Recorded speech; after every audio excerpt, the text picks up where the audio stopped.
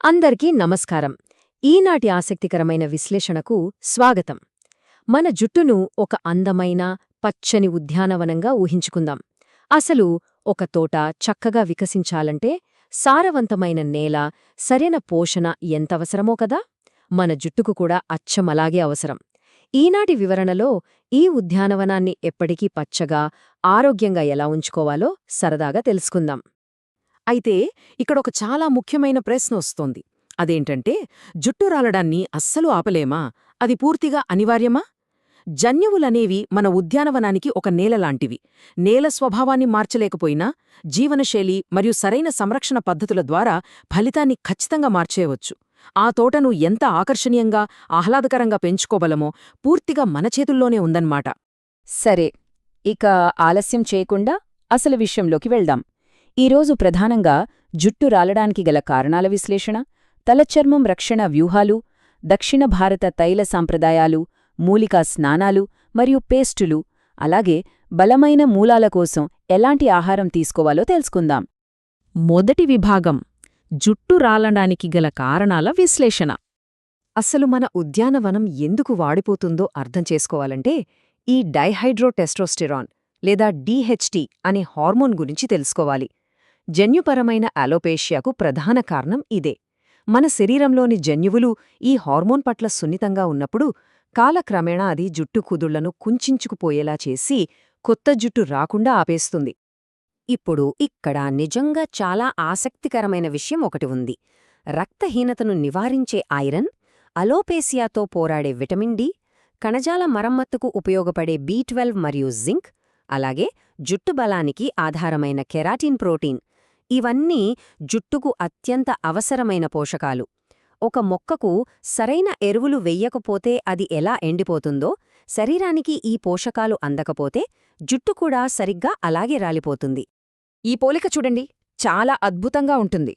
ఒకవైపు కరువులాంటి పరిస్థితి, అంటే కఠిన జలంలోని కాల్షియం, మెగ్నీషియం పేరుకుపోవడం, అలాగే కఠినమైన సల్ఫేట్ షాంపూలు వాడటం వల్ల తలచర్మంపై ఉండే సహజ నూనెలు పూర్తిగా పోతాయి.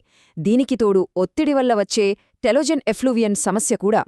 మరోవైపు వర్షంలాంటి పరిస్థితి, అంటే ఫిల్టర్ చేసిన నీరు, మృదువైన మరియు సహజమైన పద్ధతులను ఉపయోగించడం ద్వారా కుదుర్లకు తిరిగి ప్రాణం పోయడం.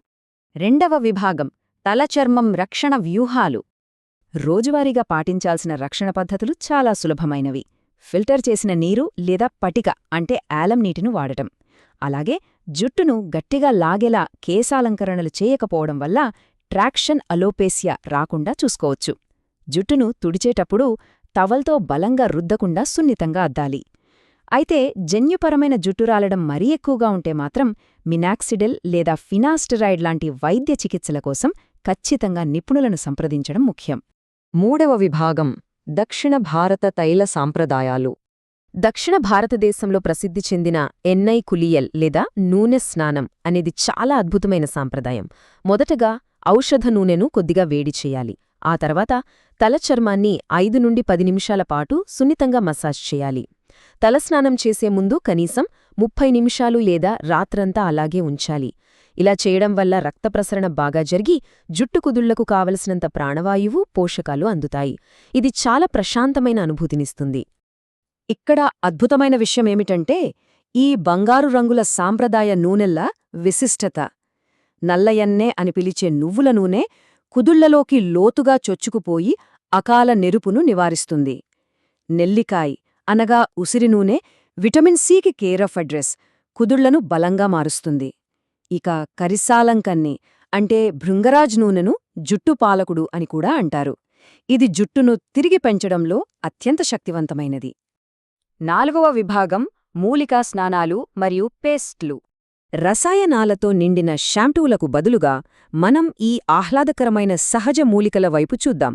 షీకాయ మరియు కుంకుడుకాయలను జుట్టు పండ్లు అని అంటారు. ఇవి చాలా సున్నితమైన, తక్కువ pH ఉన్న సహజ క్లెన్సర్లు. వీటిని వాడటం వల్ల తలచర్మంపై ఉండే సహజ నూనెలు ఏమాత్రం దెబ్బతినకుండా జుట్టు ఆరోగ్యంగా ఉంటుంది. ఈ సహజ మూలికలు ఎంత రంగులమయంగా, ఆకర్షణీయంగా ఉన్నాయో గమనించండి. ఆ ఎర్రటి మందారం పూలు మరియు ఆకులు సహజ కండీషనర్గా పనిచేసి జుట్టు రాలడాన్ని ఆపుతాయి. నానబెట్టిన బంగారు రంగు మెంతులు చుండ్రును నివారించి హెయిర్ షాఫ్ట్లను బలంగా మారుస్తాయి.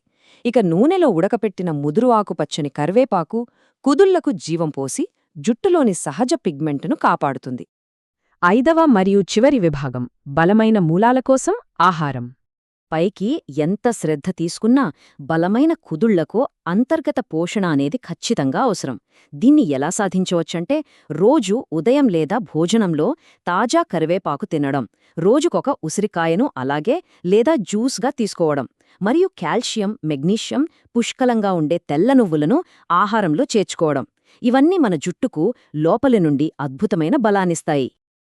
కాబట్టే అసలు విషయం ఏమిటంటే ఈ సంపూర్ణమైన దినచర్యను అలవాటు చేసుకోవడమే జుట్టును దీర్ఘకాలం కాపాడుకోవడానికి అత్యుత్తమ మార్గం. వారానికి 2 సార్లు ఔషధ నూనె మసాజ్, ప్రతిరోజూ ఆహారంలో ఉసిరి, కరివేపాకు, అలాగే సున్నితమైన మూలికా షీకాయి స్నానం, ఫిల్టర్ చేసిన నీటి వినియోగం ఇవే మన జుట్టు ఉద్యానవనాన్ని కాపాడే అసలైన మంత్రాలు. సంపూర్ణ ఆరోగ్యాన్ని పంచుకోవడం ద్వారా ప్రతి ఒక్కరూ వృద్ధి చెందే శక్తివంతమైన, ఆరోగ్యవంతమైన సమాజం ఏర్పడుతుంది. ఈ మాట ఎంత నిజమో కదా! మనం ఆరోగ్యంగా ఉండి, మన చుట్టూ ఉన్నవారు కూడా ఆరోగ్యంగా ఉన్నప్పుడే నిజమైన ఆనందం. మన సమాజం, మన స్నేహితులు మరింత ఆరోగ్యవంతంగా ఉండాలని కోరుకుంటే దయచేసి ఈ వివరణను లైక్ చేయండి, షేర్ చేయండి మరియు సబ్స్క్రైబ్ చేసుకోండి. ఈ ఆహ్లాదకరమైన, ఆకర్షణీయమైన ఆరోగ్య రహస్యాలు అందరికీ చేరాలి కదా! ఇక చివరగా ఒక చిన్న ప్రశ్నతో ఈనాటి మన విశ్లేషణను ముగిద్దాం. వచ్చే ఆదివారం నాటి దినచర్యలో ఇక్కడ చూసిన ఏ అద్భుతమైన, సహజమైన సాంప్రదాయం భాగం కాబోతోంది? ఆ ప్రశాంతమైన నూనె స్నానమా, లేక అద్భుతమైన మూలికా పేస్లా? ఈ ఆరోగ్యకరమైన ప్రయాణాన్ని అందరూ ఆస్వాదించాలి. మళ్ళీ మరొక ఆసక్తికరమైన వివరణతో కలుద్దాం.